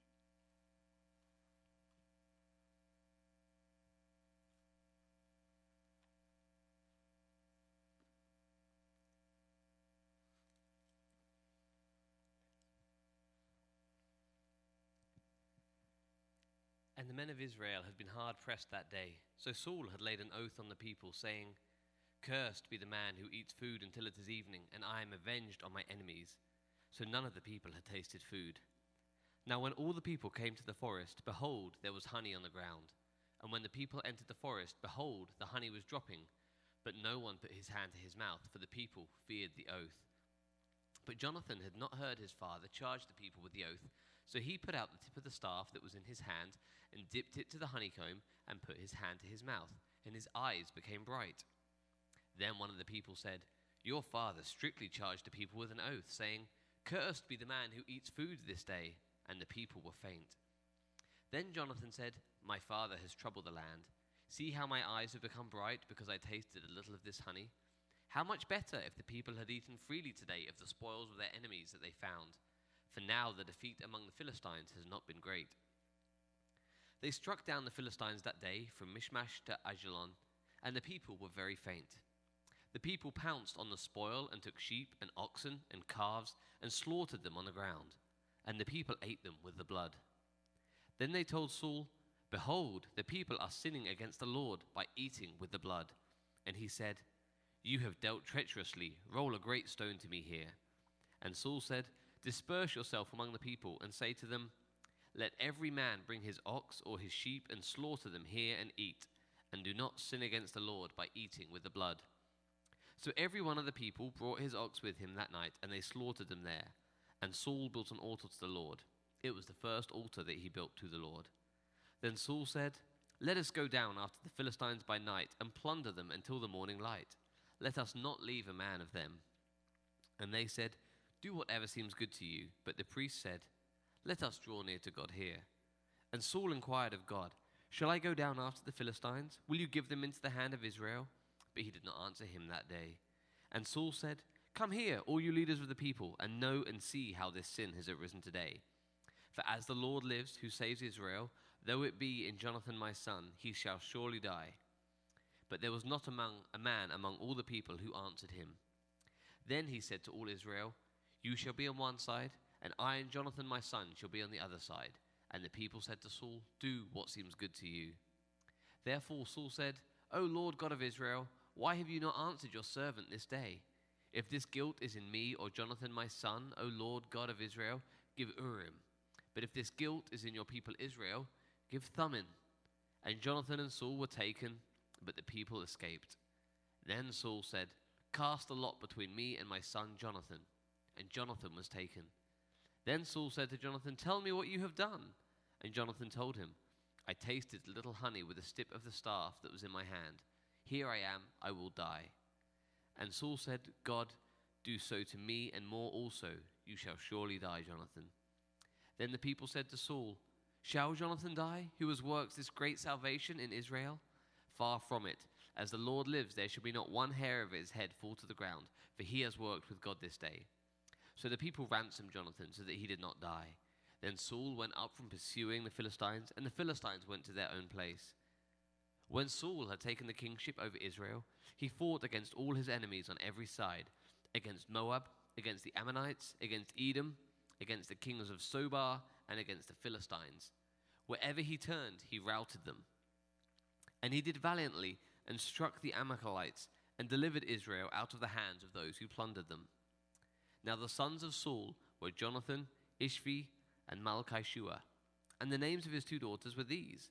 The name of the firstborn was Merab, and the name of the daughter Michal. And the name of Saul's wife was Ahinoam, the daughter of Ahimaaz. And the name of the commander of his army was Abner, the son of Ner, Saul's uncle. Kish was the father of Saul, and Ner, the father of Abner, was the son of Abiel. There were hard fighting against the Philistines all the days of Saul, and when Saul saw any strong man or any valiant man, he attached him to himself. 1 Samuel chapter 15. And Samuel said to Saul, "The Lord sent me to anoint you king over his people Israel. Now therefore listen to the words of the Lord. Thus says the Lord of hosts, I have noted what Amalek did to Israel in opposing them on the way when they came up out of Egypt. Now go and strike Amalek and devote to destruction all that they have. Do not spare them, but kill both man and woman, child and infant, ox and sheep, and camel and donkey." So Saul summoned the people and numbered them in Telaim, 200,000 men on foot and 10,000 men of Judah. And Saul came to the city of Amalek and lay in wait in the valley. Then Saul said to the Kenites, "Go, depart, go down from amongst the Amalekites, lest I destroy you with them, for you showed kindness to all the people of Israel when they came out of Egypt." So the Kenites departed from among the Amalekites, and Saul defeated the Amalekites from Havilah as far as Shur, which is east of Egypt. And he took Agag, the king of the Amalekites, alive, and devoted to destruction all the people with the edge of the sword. But Saul and his people spared Agag and the best of the sheep and of the oxen, and the fattened calves and the lambs, and all that was good, and would not utterly destroy them. All that was despised and worthless they devoted to destruction. The word of the Lord came to Samuel. "I regret that I have made Saul king, for he has turned back from following me and has not performed my commandments." And Samuel was angry, and he cried to the Lord all night. Samuel rose early to meet Saul in the morning, and it was told Samuel, "Saul came to Carmel, and behold, he set up a monument for himself, and turned and passed on and went down to Gilgal." And Samuel said to Saul, and Saul said to him, "Blessed be to you the Lord. I have performed the commandment of the Lord." And Samuel said, "What then is this bleating of the sheep in my ears and the lowing of the oxen that I hear?" Saul said, "They have brought them from the Amalekites. The people spared the best of the sheep and of the oxen to sacrifice to the Lord your God, and the rest we have devoted to destruction." Then Samuel said to Saul, "Stop, I will tell you what the Lord said to me this night." And he said to him, "Speak." And Samuel said, "Though you are little in your own eyes, are you not the head of the tribes of Israel? The Lord anointed you king over Israel. And the Lord sent you on a mission and said, 'Go, devote to destruction the sinners, the Amalekites, and fight against them until they are consumed.' Why then did you not obey the voice of the Lord? Why did you pounce on the spoil and do what was evil in the sight of the Lord?" And Saul said to Samuel, "I have obeyed the voice of the Lord. I have gone on the mission on which the Lord sent me. I brought Agag, the king of Amalek, and I have devoted the Amalekites to destruction." But the people took of the spoil, sheep and oxen, the best of the things devoted to destruction, to sacrifice to the Lord your God in Gilgal. And Samuel said, "Has the Lord as great delight in burnt offerings and sacrifices as in obeying the voice of the Lord? Behold, to obey is better than sacrifice, and to listen than the fat of rams. For rebellion is the sin of divination, and presumption is as iniquity and idolatry. Because you have rejected the word of the Lord, he has also rejected you from being king." Saul said to Samuel, "I have sinned, for I have transgressed the commandment of the Lord in your words, because I feared the people and obeyed their voice. Now, therefore, please pardon my sin and return with me, that I may bow before the Lord." And Samuel said to Saul, "I will not return with you, for you have rejected the word of the Lord, and the Lord has rejected you from being king over Israel." As Samuel turned to go away, Saul seized the skirt of his robe, and it tore. And Samuel said to him, "The Lord has torn the kingdom of Israel from you this day, and is giving it to a neighbor of yours, who is better than you. And also the glory of Israel will not lie or have regret, for he is not a man that he should have regret." Then he said, "I have sinned. Yet honor me now before the elders of my people and before Ismael, and return with me, that I may bow before the Lord your God." So Samuel turned back after Saul, and Saul bowed before the Lord. Then Samuel said, "Bring here to me Agag, the king of the Amalekites." And Agag came to him cheerfully. Agag said, "Surely the bitterness of death is past." And Samuel said, "As your sword has made women childless, so shall your mother be childless among women." And Samuel hacked Agag to pieces before the Lord in Gilgal. Then Samuel went to Ramah, and Saul went up to his house in Gibeah of Saul. And Samuel did not see Saul again until the day of his death, but Samuel grieved over Saul. And the Lord regretted that he had made Saul king over Israel. 1 Samuel chapter 16. The Lord said to Samuel, "How long will you grieve over Saul, since I have rejected him from being king over Israel? Fill your horn with oil and go. I will send you to Jesse the Bethlehemite, for I have provided myself a king among his sons." And Samuel said, "How can I go? If Saul hears it, he will kill me." And the Lord said, "Take a heifer with you and say, 'I have come to sacrifice to the Lord,' and invite Jesse to the sacrifice, and I will show you what you should do. And you shall anoint for me him whom I declare to you." Samuel did what the Lord commanded and came to Bethlehem. The elders of the city came to meet him trembling and said, "Do you come peaceably?" And he said, "Peaceably, I have come to sacrifice to the Lord. Consecrate yourself and come with me to the sacrifice." And he consecrated Jesse and his sons and invited them to the sacrifice. When they came, he looked on Eliab and said, "Surely the Lord's anointed is before me." But the Lord said to Samuel, "Do not look on his appearance or on the height of his stature, because I have rejected him. For the Lord sees not as man sees. Man looks on the outward appearance, but the Lord looks at the heart." Then Jesse called Abinadab and made him pass before Samuel, and he said, "Neither has the Lord chosen this one." Then Jesse made Shammah pass by, and he said, "Neither has the Lord chosen this one." And Jesse made 7 of his sons pass before Samuel. And Samuel said to Jesse, "The Lord has not chosen these." Then Samuel said to Jesse, "Are all your sons here?" And he said, "There remains yet the youngest, but behold, he is keeping the sheep." And Samuel said to Jesse, "Send and get him, for we will not sit down till he comes here." And he sent and brought him in. Now he was ruddy and had beautiful eyes and was handsome. And the Lord said, "Arise, anoint him, for this is he." Then Samuel took the horn of oil and anointed him in the midst of his brother. And the Spirit of the Lord rushed upon David from that day forward, and Samuel rose up and went to Ramah. Now the Spirit of the Lord departed from Saul, and a harmful spirit from the Lord tormented him. Saul's servant said to him, "Behold now, a harmful spirit from God is tormenting you. Let our Lord now command your servants who are before you to seek out a man who is skillful in playing the lyre, and when the harmful spirit from God is upon you, he will play it, and you will be well." So Saul said to his servants, "Provide for me a man who can play well, and bring him to me."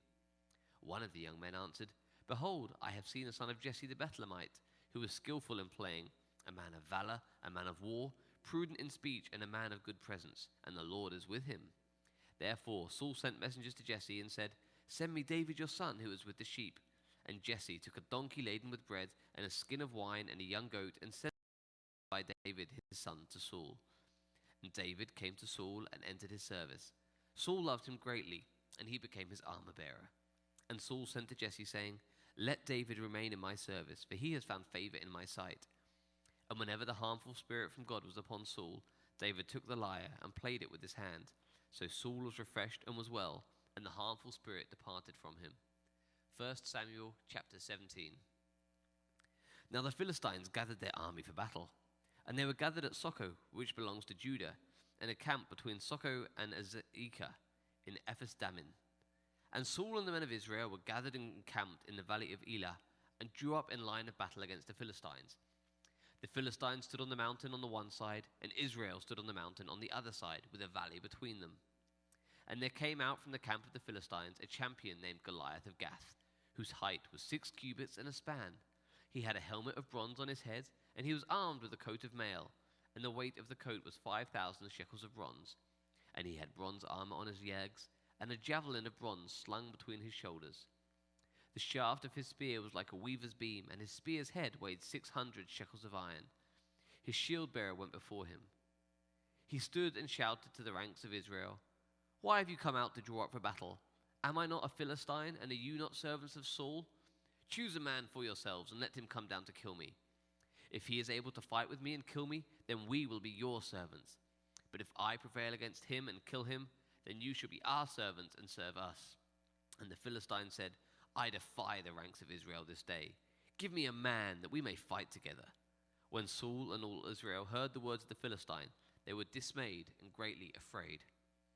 Now David was the son of an Ephrathite of Bethlehem in Judah, named Jesse, who had 8 sons. In the days of Saul, the man was already old and advanced in years.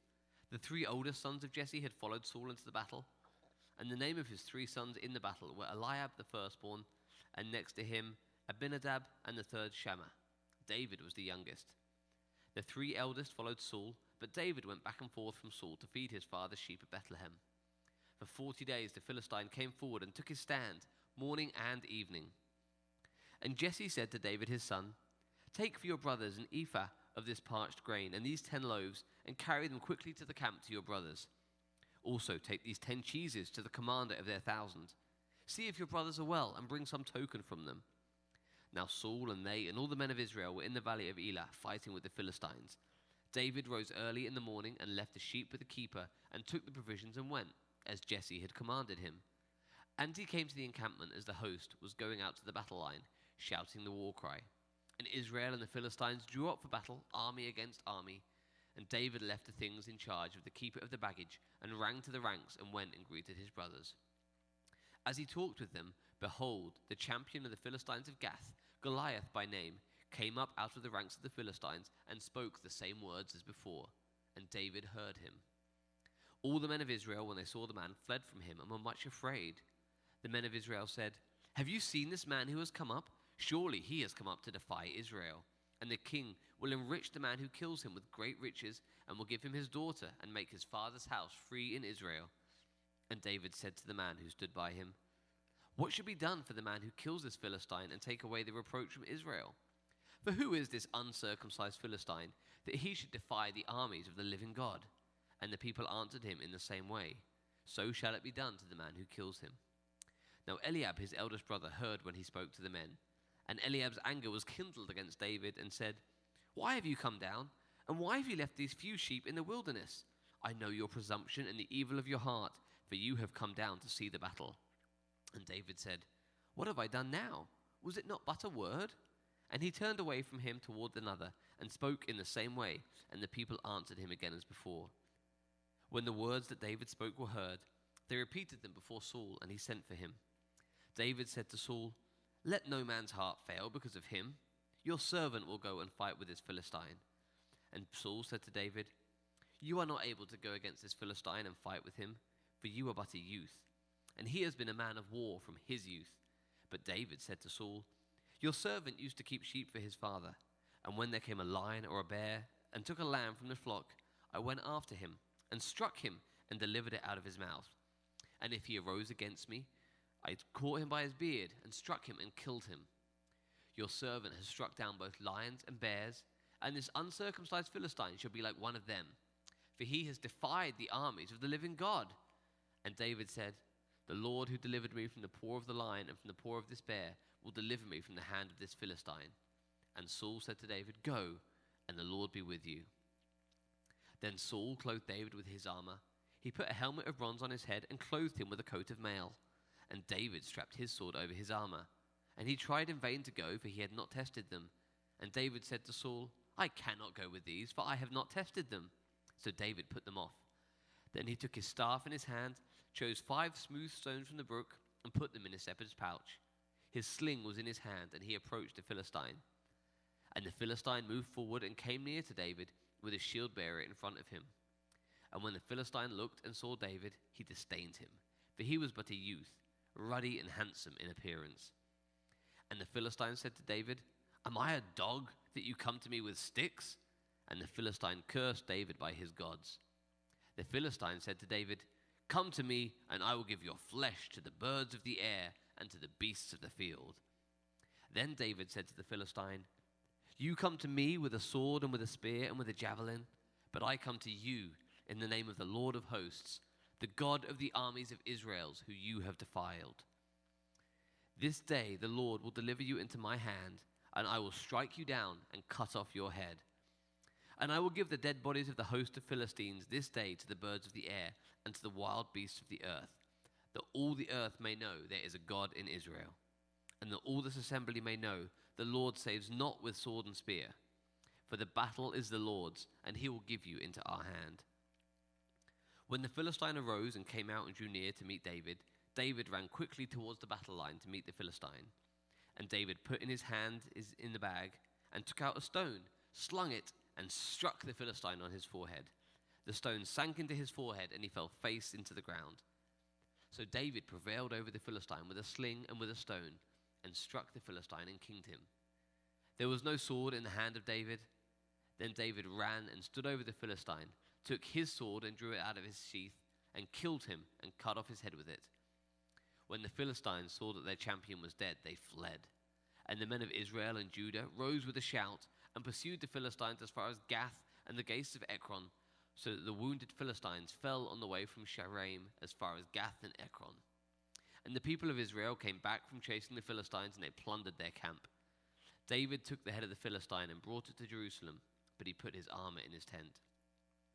As soon as Saul saw David go out against the Philistine, he said to Abner, the commander of the army, "Abner, whose son is this youth?" And Abner said, "As your soul lives, O king, I do not know." And the king said, "Inquire whose son the boy is." And as soon as David returned from the striking down of the Philistine, Abner took him and brought him before Saul with the head of the Philistine in his hand. And Saul said to him, "Whose son are you, young man?" David answered, "I am the son of your servant Jesse, the Bethlehemite." 1 Samuel 1, chapter 18. As soon as he had finished speaking to Saul, the soul of Jonathan was knit to the son of David, and Jonathan loved him as his own soul. And Saul took him that day and would not let him return to his father's house. Then Jonathan made a covenant with David because he loved him as his own soul. Jonathan stripped himself of the robe that was on him and gave it to David, and his armor, and even his sword and his bow and his belt.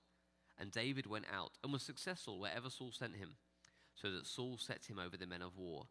And this was good sight in the sight of all the people, and also in the sight of Saul's servants.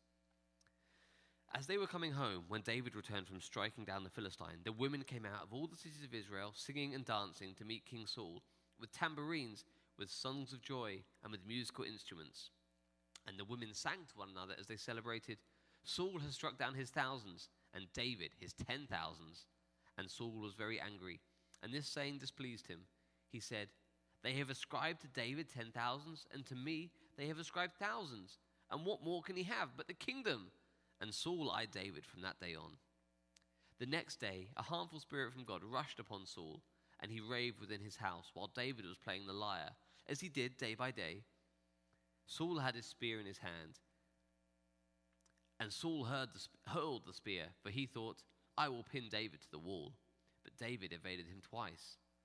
Saul was afraid of David because the Lord was with him, but had departed from Saul. So Saul removed him from his presence and made him commander of 1,000. And he went out and came in before the people. David had success in all of his undertakings, for the Lord was with him. And when Saul saw that he had great success, he stood in fearful awe of him. But all Israel and Judah loved David, for he went out and came in before them. Then Saul said to David, "Here is my elder daughter Merab. I will give her to you for a wife. Only be valiant for me and fight the Lord's battles." For Saul thought, "Let not my hand be against him, but let the hand of the Philistines be against him." David said to Saul, "Who am I, and who are my relatives, my father's clan in Israel, that I should be son-in-law to the king?" But at the time when Merab, Saul's daughter, should have been given to David, she was given to Adriel the Meholathite for a wife. Now Saul's daughter Michal loved David, and they told Saul, and the thing pleased him. Saul thought, "Let me give her to him, that she may be a snare for him, and the hand of the Philistines may be against him." Therefore Saul said to David a second time, "You shall now be my son-in-law." Saul commanded his servants, "Speak to David in private and say, 'Behold, the king has delighted in you, and all his servants love you. Now then, become the king's son-in-law.'" And Saul's servants spoke those words in the ears of David. And David said, "Does it seem to you a little thing to become the king's son-in-law, since I am a poor man and have no reputation?" And the servants of Saul told him thus, and so did David speak. Then Saul said, "Thus shall you say to David, 'The king desires no bride price except 100 foreskins of the Philistines, that he may be avenged of the king's enemies.'" Now Saul thought to make David fall by the hands of the Philistines. And when his servants told David these words, it pleased David well to be the king's son-in-law. Before the time had expired, David arose and went, along with his men, and killed 200 of the Philistines.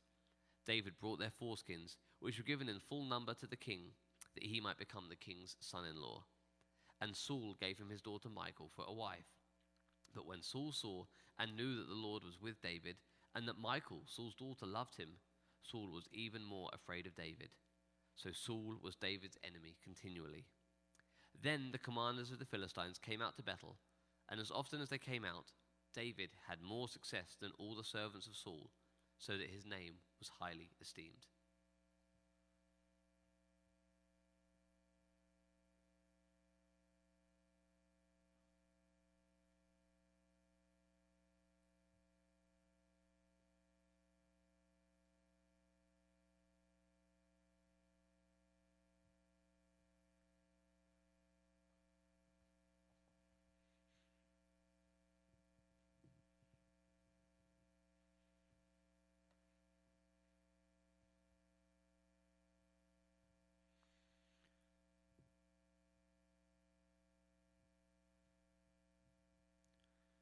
First Samuel 19. And Saul spoke to Jonathan his son and to all his servants, and they should kill David. But Jonathan, Saul's son, delighted much in David, and Jonathan told David, Saul, my father, seeks to kill you. Therefore, be on your guard in the morning. Stay in secret, place and hide, and I will go out and stand beside my father in the field where you are. And I will speak to my father about you. And if I learn anything, I will tell you. And Jonathan spoke well of David to Saul, his father, and said to him, Let not the king sin against his servant David, because he has not sinned against you, and because his deeds have brought good to you. For he took his life in his hand, and he struck down the Philistine. And the Lord worked a great salvation for all Israel. You saw it and rejoiced. Why then will you sin against the innocent blood by killing David without a cause? And Saul listened to the voice of Jonathan. Saul swore, As the Lord lives, he shall not be put to death. And Jonathan called David, and Jonathan reported to him all these things. And Jonathan brought David to Saul, and he was in the presence as before. And there was war again. And David went out and fought with the Philistines, and struck them with a great blow, so that they fled before him.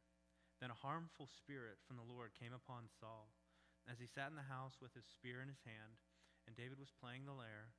And Saul sought to pin David to the wall with the spear, but he eluded Saul, so that he struck the spear into the wall, and David fled and escaped that night. Saul sent messengers to David's house to watch him, that he might kill him in the morning. But Michal, David's wife, told him, If you do not escape with your life tonight, tomorrow you will be killed. So Michal let David down through the window, and he fled away and escaped. Michal took an image and laid it on the bed, and put a pillow of goat's hair at his head and covered it with cloth. And when Saul sent messengers to take David, she said, He is sick. Then Saul sent the messengers to see David, saying, Bring him up to me in the bed, that I may kill him. And when the messengers came in, behold, the image was in the bed, with a pillow of goat's hair at its head. Saul said to Michal, Why have you deceived me thus, and let my enemy go, so that he has escaped? And Michal answered Saul, He said to me, Let me go. Why should I kill you now? Now David fled and escaped, and he came to Samuel at Ramah, and told him all that Saul had done to him. And he and Samuel went and lived at Naioth. And it was told Saul, Behold, David is at Naioth in Ramah. Then Saul sent messengers to take David, and when they saw the company of prophets prophesying, and Samuel standing as head over them, the Spirit of God came upon the messengers of Saul, as they had prophesied. When it was told to Saul, he sent out other messengers, and they also prophesied. And Saul sent out messengers against them the third time, and they also prophesied. Then he himself went to Ramah and came to a great well that is in Secu. And he asked, Where are Samuel and David? And one said, Behold, they are at Naioth in Ramah. And he went through to Naioth in Ramah, and the Spirit of God came upon him also. And as he went, he prophesied until he came to Naioth in Ramah. And he too stripped off his clothes, and he too prophesied before Samuel, and lay naked all that day and all night. Thus it is said, Is Saul also among the prophets? 1 Samuel chapter 20. Then David fled from Naioth into Ramah, and came and said before Jonathan, What have I done? What is my guilt, and what is my sin before you, Father, that he seeks my life? And he said to him, Far from it. You shall not die. Behold, my father does nothing, either great nor small, without disclosing it to me. And why should my father hide this from me? It is not so. But David vowed again, saying, Your father knows well that I have found favor in your eyes. And he thinks, Do not let Jonathan know this, lest he be grieved. But truly as the Lord lives, and as your soul lives, there is but a step between me and death. Then Jonathan said to David, Whatever you say, I will do it for you." David said to Jonathan, "Behold, tomorrow is the new moon, and I shall not fail to sit at the table with the king. But let me go, that I may hide myself in the field till the third day at evening. If your father misses me at all, then say, 'David earnestly asked to leave of me to run to Bethlehem his city, for there is a yearly sacrifice there for all the clan.' If he says, 'Good,' it will be well with your servant. But if he is angry, then know that the harm is determined by him. Therefore deal kindly with your servant, for you have brought your servant into a covenant of the Lord with you. But if there is guilt in me, kill me yourself, for why should you bring me to your father?" And Jonathan said, "Far be it from you. If I knew that it was determined by my father, the harm should come to you, would I not tell you?" Then David said to Jonathan, "Who will tell me if your father answers you roughly?" And Jonathan said to David, "Come, let us go into the field." So they both went into the field. And Jonathan said to David, "The Lord of God of Israel be witness, when I have sounded out my father about this time tomorrow or the third day, behold, if he is well disposed toward David, shall I not then send and disclose it to you? But should it please my father to do you harm, the Lord do so to Jonathan, and more also, if I do not disclose it to you and send you away, that you may go into safety. May the Lord be with you, as he has been with my father. If I am still alive, show me the steadfast love of the Lord, that I may not die, and do not cut off your steadfast love from my house forever, when the Lord cuts off every one of the enemies of David from the face of the earth." And Jonathan made a covenant with the house of David, saying, "May the Lord take vengeance on David's enemies." And Jonathan made David swear again by his love for him, for he had loved him as he had loved his own soul. And then Jonathan said to him, "Tomorrow is the new moon, and you will be missed, because your seat will be empty. On the third day, go down quickly to the place where you hid yourself when the matter was at hand, and remain beside the stone heap. And I will shoot 3 arrows into the side of it, as though I had shot at a mark. And behold, I will send the boy, saying, 'Go find the arrows.' If I say to the boy, 'Look, the arrows are on this side of you, take them.' And then you are to come, for, as the Lord lives, it is safe for you, and there is no danger. But I say to the youth, 'Look, the arrows are beyond you,' and then go, for the Lord has sent you.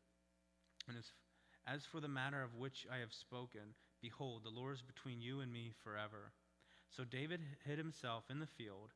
When the new moon came, the king sat down to eat food. The king sat on his seat, and as in other times, on the seat by the wall. Jonathan sat opposite, and Abner sat by Saul's side, but David's place was empty. Yet Saul did not say anything that day, for he had thought, "Something has happened to him. He is not clean. Surely he is not clean." But on the second day, the day after the new moon, David's place was empty. And Saul said to Jonathan his son, "Why has not the son of Jesse come to the meal either yesterday or today?" Jonathan answered Saul, "David earnestly asked leave of me to go to Bethlehem. He said, 'Let me go, for our clan holds a sacrifice in the city, and my brother has commanded me to be there. So now, if I have found favor in your eyes, let me go away and see my brothers. For this reason he has not come to the king's table.'"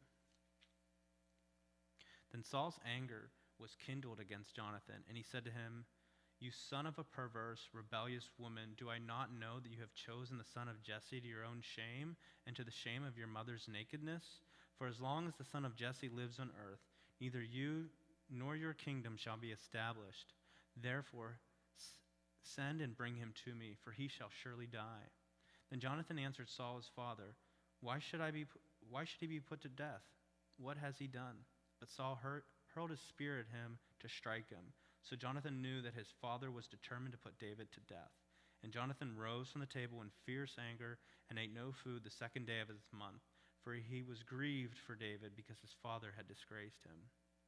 In the morning, Jonathan went out into the field to the appointment with David, and with him a little boy. And he said to his boy, "Run and find the arrows that I shoot." As the boy ran, he shot an arrow behind him. And when the boy came to the place of the arrow that Jonathan had shot, Jonathan called for the boy and said, "Is not the arrow behind you?" And Jonathan called after the boy, "Hurry, be quick, do not stay." So Jonathan's boy gathered up the arrows and came to his master. But the boy knew nothing. Only Jonathan and David knew the matter. And Jonathan gave his weapons to his boy and said, Go and carry them to the city. And as soon as the boy had gone, David rose from beside the stone heap and fell on his face to the ground and bowed 3 times. And they kissed one another and wept with one another, David weeping the most. Then Jonathan said to David, Go in peace, because we have sworn both of us in the name of the Lord, saying, The Lord shall be between me and you, and between my offspring and your offspring forever. And he rose and departed, and Jonathan went into the city. 1 Samuel chapter 21. Then David came to Nob, to Ahimelech the priest, and Ahimelech came to meet David trembling and said to him, Why are you alone, and no one with you? And David said to Ahimelech the priest, The king has charged me with a matter, and said to me, Let no one know anything of the matter which I have sent you, and which I have charged you. And I have made an appointment with the younger men for such and such a place. Now then, what do you have on hand? Give me 5 loaves of bread, or whatever is here. And the priest answered David, I have no common bread on hand, but there is holy bread, if the young men have kept themselves from women. And David answered the priest, Truly, women have been kept from us always when I go on an expedition. The vessels of the young men are holy, even when in the ordinary journey. How much more today will the vessels be holy? So the priest gave him the holy bread, for there was no bread there but the bread of the presence, which is removed from before the Lord to be replaced by hot bread on the day it is taken. Now, certain men, the servants of Saul, were there that day, detained before the Lord. His name was Doeg the Edomite, the chief of Saul's herdsmen. Then David said to Ahimelech, Then have you not here a spear or a sword at hand? For I have brought neither my sword nor my weapon with me, because the king's business requires haste. And the priest said, The sword of Goliath the Philistine, whom you struck down in the valley of Elah, behold, it is here wrapped in cloth behind the ephod. If you will take it, for there is none but that here. And David said, There is none like that. Give it to me. And David rose and fled that day from Saul and went to Achish, the king of Gath. And the servants of Achish said to him, Is this not David, the king of the land? Did they not sing to one another of him in dances? Saul has struck down his thousands, and David his 10,000s. And David took those words to heart, and was much afraid of Achish, the king of Gath. So he changed his behavior before them, and pretended to be insane in their hands, and made marks on the doors of the gates, and let his spittle run down his beard. Then Achish said to his servants, Behold, you see this man is mad. Why have you brought him to me? Do I lack madmen, that you have brought this fellow to me behave as a madman in my presence? Shall this fellow come into my house? 1 Samuel chapter 22. David departed from there and escaped to the cave of Adullam. And when his brothers in his father's house heard it, they went down there to him. And everyone who was in distress, and everyone who was in debt, and everyone who was bitter in soul, gathered to him, and became the commander over them. And there were with him about 400 men. And David went from there to Mizpah of Moab. And he said to the king of Moab, Please let my father and my mother stay with you till I know that God will do for me. And he left them with the king of Moab, and they stayed with him all the time that David was in the stronghold. Then the prophet Gad said to David, Do not remain in the stronghold. Depart and go into the land of Judah. So David departed and went in the forest of Hereth. Now Saul heard that David was discovered, and the men who were with him. Saul was sitting at Gibeath under the tamarisk tree on the height with his spear in hand, and all of his servants were standing about him. And Saul said to his servants who stood about him, Hear now, people of Benjamin, will the son of Jesse give every one of you fields and vineyards? Will he make you all commanders of thousands and commanders of hundreds? That all of you have conspired against me? No one discloses to me when my son makes a covenant with the son of Jesse. None of you is sorry for me to disclose to me that my son has stirred up my servant against me to lie in wait at this day. Then answered Doeg the Edomite, who stood by the servants of Saul, I saw the son of Jesse coming to Nob, to Ahimelech, to the son of Ahitub. And he inquired of the Lord for him. He gave him provisions and gave him the sword of Goliath the Philistine. Then the king sent to summon Ahimelech the priest, the son of Ahitub, and all of his father's house, the priests who were at Nob, and all of them came to the king and Saul. Hear now, son of Abinadab, he answered. Here I am, my lord. And Saul said to him, Why have you conspired against me, you and the son of Jesse? Is that you who have given him bread and sword and have inquired of God for him, so that he has risen against me to lie in wait as at this day? Then Amalek answered him and said, King, all who come along your servants is to faithful as David, who is the king's son-in-law and captain over your bodyguard and honored in your house. Is today the first time that I have inquired of God for him? No, let not the king impute anything to his servant or to all in the house of my father, for your servant has known nothing of all this, much or little. And the king said, You shall surely die, Amalek, you and all your father's house. And the king said to the guard who stood about him, Turn and kill the priests of the Lord, because their hand also is with David. And they knew that he had fled and did not disclose it to me. But the servants of the king would not put their hand on the strike of the priests or of the Lord. And the king said to Doeg, You turn and strike the priests. And Doeg the Edomite turned and struck down the priests. And he killed on that day 85 persons who wore the linen ephod. And Nob, the city of the priest, he put to the sword, both man and woman, child and infant, ox, donkey, and sheep, he put to the sword.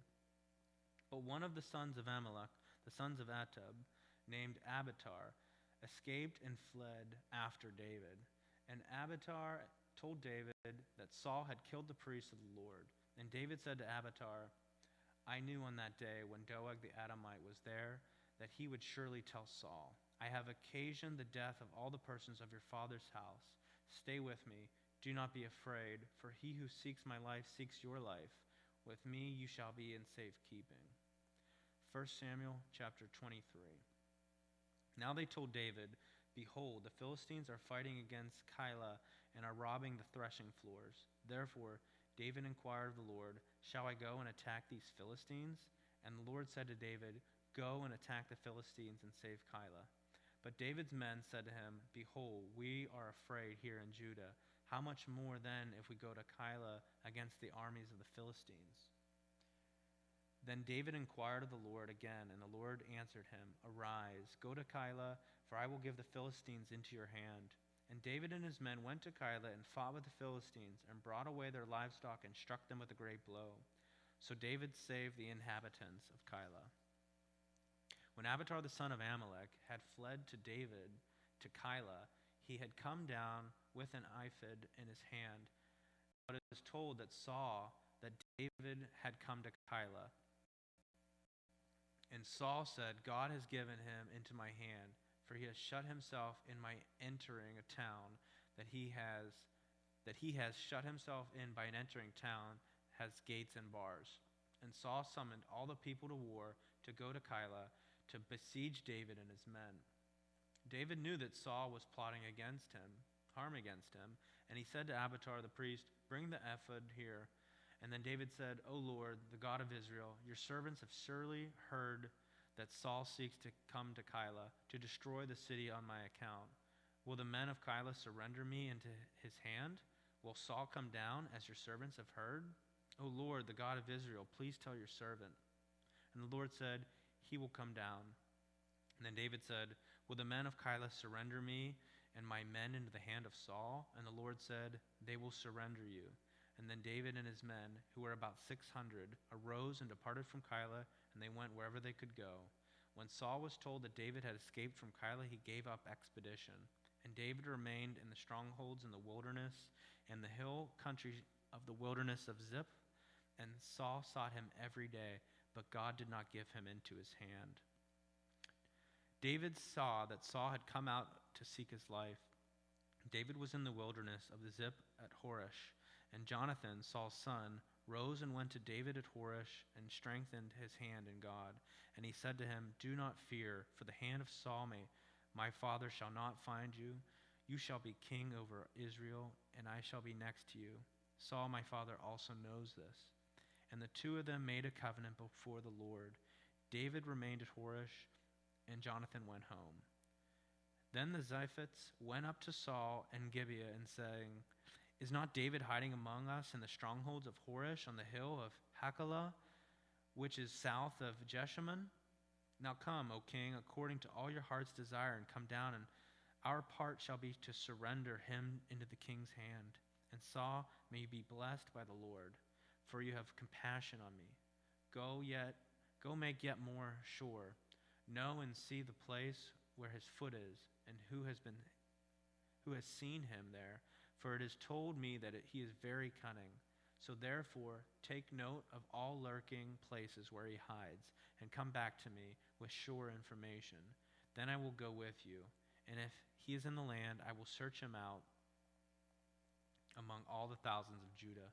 And they arose and went to Ziph ahead of Saul. And now David and his men were in the wilderness of Maon, and in Arabah to the south of Jeshimon. And Saul and his men went to seek him, and David was told. So he went down to the rock and lived in the wilderness of Maon. And when Saul heard that he pursued after David in the wilderness of Maon, Saul went on one side of the mountain, and David and his men on the other side of the mountain. And David was hurrying to get away from Saul. As Saul and his men were closing in on David and his men to capture them, a messenger came to Saul, saying, "Hurry and come, for the Philistines have made a raid against the land." So Saul returned from pursuing after David and went against the Philistines. Therefore that place was called the Rock of Escape. And David went up from there and lived in the strongholds of En-Gedi. 1 Samuel chapter 24. When Saul returned from following the Philistines, he was told, "Behold, David is in the wilderness of En-Gedi." Then Saul took 3,000 chosen men out of all of Israel and went to seek David and his men in front of the Wild Goats Rocks. And he came to the sheepfolds by the way where there was a cave, and Saul went in to relieve himself. And now David and his men were sitting in the innermost parts of the cave. And the men of David said to him, "Here is the day of which the Lord said to you, Behold, I will give your enemy into your hand, and you shall do to him as it shall seem good to you." And then David arose, stealthily cut off a corner of Saul's robe, and afterwards David's heart struck him, because he had cut off a corner of Saul's robe. He said to the men, "The Lord forbid that I should do this thing to my Lord, the Lord's anointed, to put out my hand against him, seeing he is the Lord's anointed." So David persuaded his men with these words and did not permit them to attack Saul. And Saul rose up and left the cave and went on his way. Afterward, David also rose and went out of the cave and called after Saul, "My lord, the king." And when Saul looked behind him, David bowed with his face to the earth and paid homage. And David said to Saul, "Why do you listen to the words of men who say, Behold, David seeks you harm? Behold, this day your eyes have seen how the Lord gave you today into my hand in the cave. And some told me to kill you, but I spared you. I said, I will not put my hand out against my Lord, for he is the Lord's anointed. See, my father, see the corner of your robe in my hand. For by the fact that I cut off the corner of your robe and did not kill you, you may know and see that there is no wrong or treason in my hands. I have not sinned against you, though you hunt my life to take it. May the Lord judge between me and you. May the Lord avenge me against you, but my hand shall not be against you. As the proverb of ancient says, out of the wicked comes wickedness, but my hand shall not be against you. And after whom has the king of Israel come out? After whom do you pursue? After a dead dog? After a flea? May the Lord therefore be judge and give sentence between me and you, and see to it and plead my cause and deliver me from your hand. As soon as David had finished speaking these words to Saul, Saul said, Is it your voice, my son David? And Saul lifted up his voice and wept. He said to David, You are more righteous than I, for you have repaid me good where I have repaid you evil. And you have declared this day that you have dealt well with me, in that you did not kill me when the Lord put me into your hands. For if a man finds his enemy, will he let him go away safe? So may the Lord reward you with good for what you have done to me this day. And now behold, I know that you are surely, I know that you shall surely be king, and that the kingdom of Israel shall be established in your hands. Swear to me therefore by the Lord that you will not cut off my offspring after me, and that you will not destroy my name out of my father's house. And David swore this to Saul. Then Saul went home, but David and his men went up to the stronghold. 1 Samuel chapter 25. Now Samuel died, and all Israel assembled and mourned for him, and they buried him in the house of Ramah. Then David rose and went down to the wilderness of Paran. And there was a man in the Maon whose business was in Carmel. The man was very rich, and he had 3,000 sheep and 1,000 goats. He was sharing his sheep in Carmel. Now the name of the man was Nabal, and the name of his wife was Abigail. The woman was discerning and beautiful, but the man was harsh and badly behaved. He was a Calebite. David heard in the wilderness that Nabal was shearing his sheep. So David sent 10 young men, and David said to the young men, "Go up to Carmel and go to Nabal and greet him in my name. And thus you shall greet him, 'Peace be to you, and peace be to your house, and peace be to all you have. I hear that you have shearers, now that your shepherds have been with us, and we did them no harm, and they missed nothing all the time they were in Carmel. Ask your young men, and they will tell you. Therefore, let my young men find favor in your eyes, for we come on feast day. Please give us whatever you have at hand to your servants and to your son David.' When David's young men came, they said all this to Nabal in the name of David, and then they waited. And Nabal answered David's servants, 'Who is David, and who is the son of Jesse? There are many servants these days who are breaking away from their masters. Shall I take my bread and my water and my meat that I have killed from my shears and give it to men who come from I do not know where?' So David's young men turned away and came back and told him all this. And David said to his men, 'Every man strap on his sword.' And every man of them strapped on his sword. David also strapped on his sword, and about 400 men went up from David, while 200 remained with the baggage. But one of the young men told Abigail, Nabal's wife, 'Behold, David sent messengers out of the wilderness to greet your master, and he railed at them. Yet the men were very good to us, and we suffered no harm, and we did not miss anything when we were in the fields, as long as we went with him. There were a wall to us by both night and day, all the while we were with them keeping the sheep. Now therefore, know this and consider what you should do. For harm is determined against our master and against all his house, and he is such a worthless man that one cannot speak to him.' Then Abigail made haste and took 200 loaves and 2 skins of wine and 5 sheep already prepared and 5 seahs of parched grain and 100 clusters of raisins and 200 cakes of figs, and laid them on donkeys. And she said to her young men, 'Go on before me. Behold, I come after you.' But she did not tell her husband Nabal. And as she rode on the donkey and came under the cover of the mountain, behold, David and his men came down toward her, and she met them. Now David said, 'Surely in vain have I guarded all this fellow has in the wilderness, so that nothing was missed of all that belonged to him, and he returned me evil for good. God did so to the enemies of David, and more also, if by morning I leave so much as one male of all who belonged to him.' When Abigail saw David, she hurried, got down from the donkey, and fell before David on her face, and bowed to the ground. She fell at his feet and said, 'On me alone, my lord, be the guilt. Please let your servant speak in your ears and hear the words of your servant. Let not my lord regard his worthless fellow Nabal, for as is his name, so is he. Nabal is his name, and folly is with him. But I, your servant, did not see the young man of my lord, whom you sent. Now then, my lord, as the Lord lives, as your soul lives, because the Lord has restrained from blood guilt and from saving with your own hand, now then let your enemies and those who seek you do evil to my lord as he has in Nabal. And now let this present that your servant has brought to my lord be given to the young men who follow my lord. Please forgive the trespass of your servant, for the Lord will certainly make my lord a sure house, because my lord is fighting the battles of the Lord, and evil shall not be found in you as long as you live.'